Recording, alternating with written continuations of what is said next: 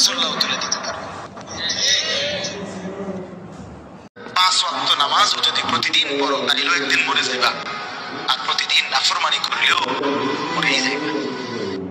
মনে থাকলেও মৃত্যু নিশ্চিত, মনে না থাকলেও মৃত্যু নিশ্চিত। হাসলেও মরে যাবেন, কাঁদলেও মরে যাবেন, সুখেও মরে যাবেন, দুঃখেও মরে যাবেন। রাজপ্রাসাদের অট্টালিকায় যে সেও মরে যাবে, জীর্ণ কুঠির পুকুরে ঘরে যে সেও মরে যাবে। জীবনে যে কোনোদিন দুঃখ দেখে নাই তারও মৃত্যু হবে, জীবনে যে কোনোদিন সুখ দেখে নাই তারও মৃত্যু হবে, তারও মৃত্যু হবে। কেউ থাকতে পারে, কেউ না, কেউ না, কেউ না। এই জন্য বন্ধু আমার, বাপ আমার, ভাই আমার, আমি আপনাদের কাছে এই কথাটাই বোঝাইতে চাচ্ছিলাম। প্রথম আল্লাহর কথা মনোযোগ দিয়ে শুনবেন, আখিরাতের ফিকির করবেন, কবরের ফিকির করবেন। এত খামখেয়ালি নিজেদেরকে মনে করেন। ছেলেরা বন্ধু, হয় তুমি মরে যাইবা, নয় তুমি বুড়া হইয়া যাইবা, বাকি তুমি এই যৌবনের এই হালাতের উপরে থাকতা না, এটা মনে রাখবে। হয় বৃদ্ধ হইয়া যাবা, আর নয়তো মরে এর আগেই কবরে চলে যাবে।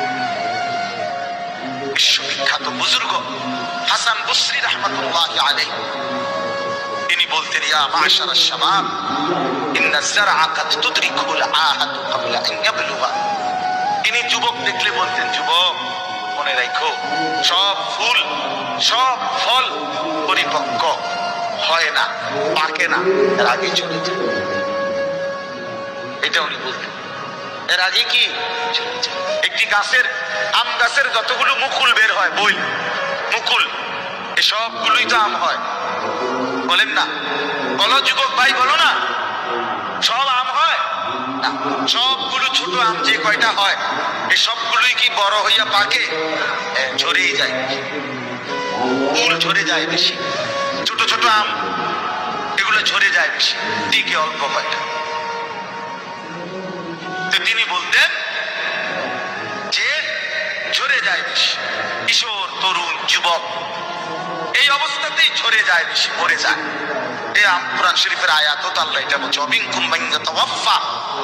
শক্তি আসতে আসতে, পৌঁছতে পৌঁছতে, মৃত্যু হওয়ার আগে আগেই অনেককে আমি আল্লাহ মৃত্যু দিয়ে থাকি, আর কাউকে মৃত্যু চূড়ান্ত বুড়া পর্যন্ত পৌঁছে।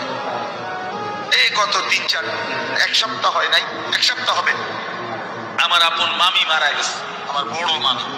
আমি গেছি জানাজায়। তো আমার খালারা